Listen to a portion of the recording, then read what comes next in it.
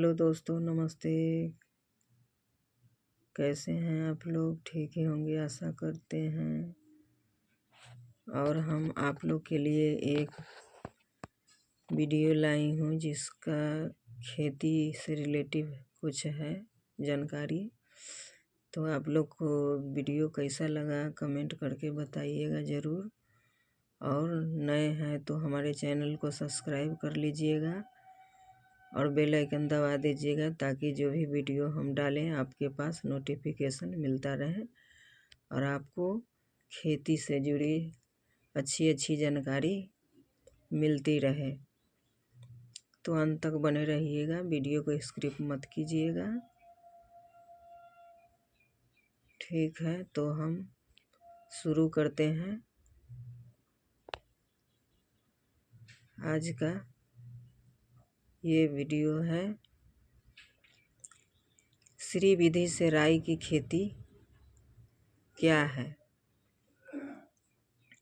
यह राई की खेती करने के एक तरीका है जिसमें श्री विधि के सिद्धांतों का पालन करके अधिक उपज प्राप्त किया जाता है। जैसे कि आप खेती करेंगे पारंपरिक विधि, साधारण विधि, उससे कहीं इसमें ज़्यादा फायदा होता है। ये बात है कि श्री विधि लगाने में थोड़ा मेहनत मजदूरी ज़्यादा लगता है, लेकिन श्री विधि से ज़्यादा उपज होता है और मनी अच्छा देता है। क्योंकि कहने का मतलब है कोई भी फसल लगाते हैं तो छींट करके लगाते हैं। मान लीजिए साग हम छींट रहे हैं, खेत में घना हो जाता है तो साग अच्छा नहीं होता है, उसका पौधा विकास नहीं करता है और ज़्यादा घना होने के कारण वह जता जाता है और उसमें हवा भी नहीं लगता है और वह विकास नहीं कर पाता है। इसलिए लाइनिंग में रहता है तो वो बहुत जड़ से जड़ की दूरी रहती है और अच्छा उसमें बाली भी आता है और दाने भी हिष्ट पुष्ट होते हैं।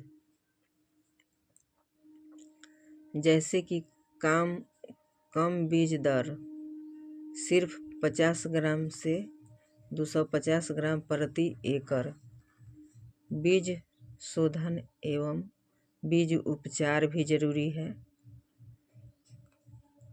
औपचारिक एवं अंकुरित का उपयुक्त नर्सरी तैयार करना।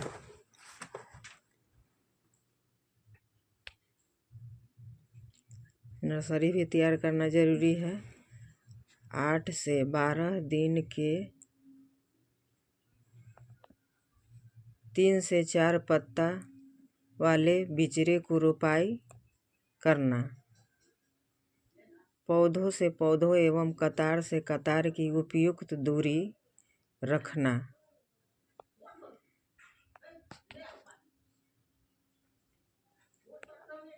पौधों से पौधों और कतार की दूरी उपयुक्त रखना मतलब पौधों को एकदम सटे हुए नहीं होना चाहिए और कतार से कतार की दूरी भी हट के होना चाहिए। कम से कम 3 बार खरपतवार की निकासी एवं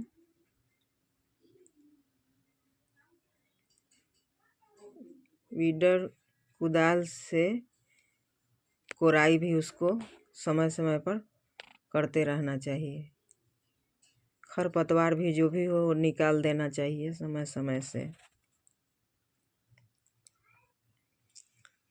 कम से कम 3 बार खरपतवार की निकासी जरूरी है। फसल की देखभाल सामान्य राई की फसल की तरह ही की जाती है। जो पारंपरिक विधि लगाते हैं उसी प्रकार इसका भी देखभाल किया जाता है।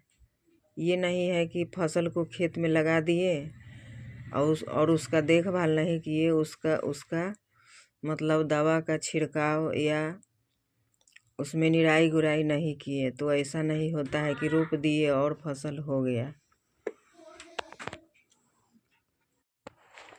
तो फ्रेंड्स, फसल की देखभाल भी ज़रूरी होता है। उसको समय समय पर पानी और दवा खाद हर चीज़ का उसका देखभाल बहुत ज़रूरी है कि इसमें कीड़ा दीमक कुछ नहीं तो लग गया है,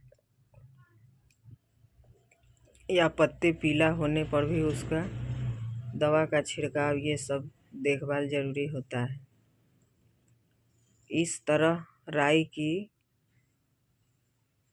फसल की अच्छी तरह देखभाल करके गया एवं अन्य जिले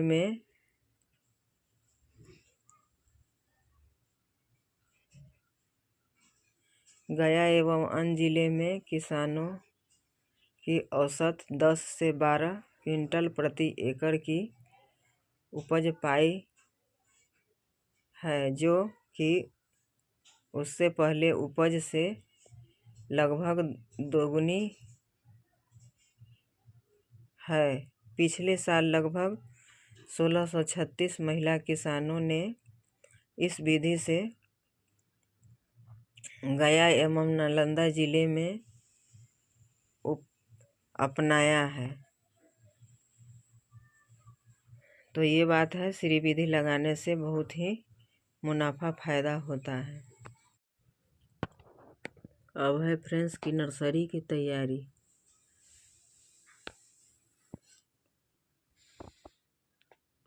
नर्सरी हेतु सब्जी वाली खेत का चुनाव करें।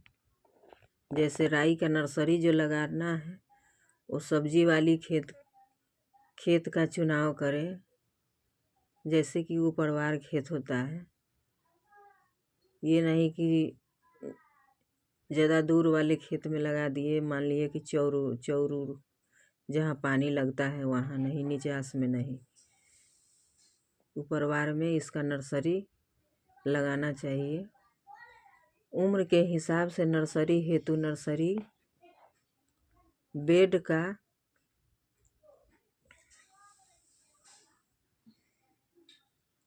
चुनाव करें, छोटा बड़ा निर्माण करें।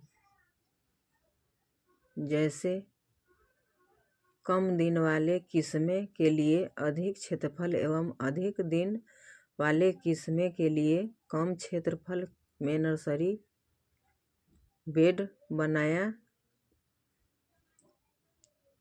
जाना चाहिए। बेड का क्षेत्रफल निम्नलिखित प्रकार से रखें। रोपाई वाले उपयुक्त किस्मों को ही माध्यम से खेती करें।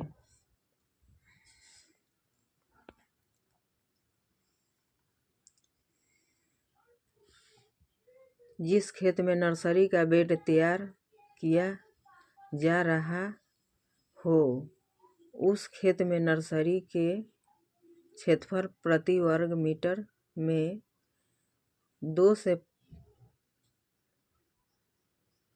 2.5 किलोमीटर वर्गी कंपोस्ट, 2 से 2.5 ग्राम कार्बोफ्यूरिड, जिसको फिराडोन बोलते हैं, मिट्टी में अच्छी प्रकार मिला दें।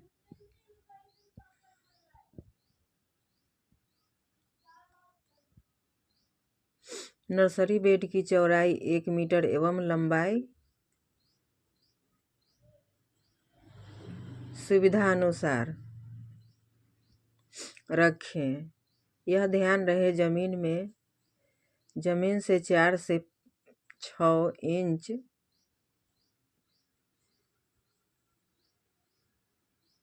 ऊंचाई हो। 2 बेड के बीच में 1 फीट का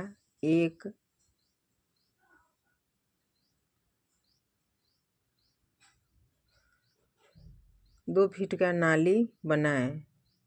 नर्सरी से बीज के बुआई के समय खेत में पर्याप्त नमी का भी होना आवश्यक है, क्योंकि नर्सरी लगाने से पहले खेत में नमी नहीं रहेगा तो नर्सरी अच्छी प्रकार माने वो नहीं उगेगी, नर्सरी तैयार नहीं होगी। इसलिए नमी का बहुत ही ज़रूरी है खेतों में। अंकुरित बीज को 2 इंच कतार से कतार एवं 2 इंच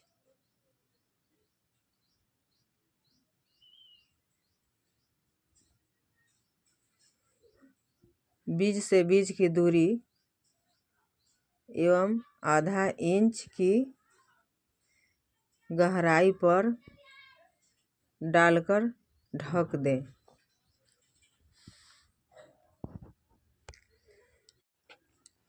नर्सरी बेड के बीज की बुआई उपरांत वर्मी कंपोस्ट पुआल से ढक दें।